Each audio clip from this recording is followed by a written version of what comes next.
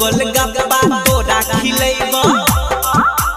गोल गोल गप्पा तोरा खिलैबो खई है के खापा घर बाद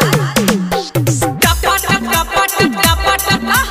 टपा टप टपा टप टपा टप टपा टप टपा टप Radhika recording studio Saharsa. DJ Vikas Matiyar Kala Sitamarhi.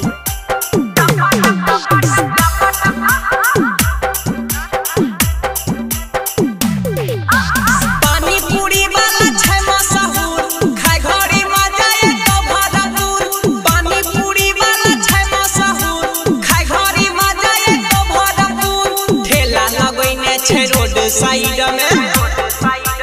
ठेला लगैने छै रोड साइड में बनबै छै खापा घर बाद टपा टप टपा टप टपा टप टपा टप टपा टप टपा टप टपा टप टपा टप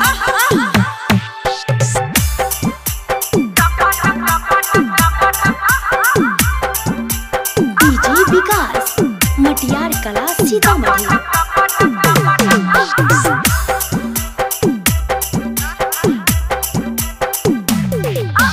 जे छौरी गोलगप्पा खलकै गे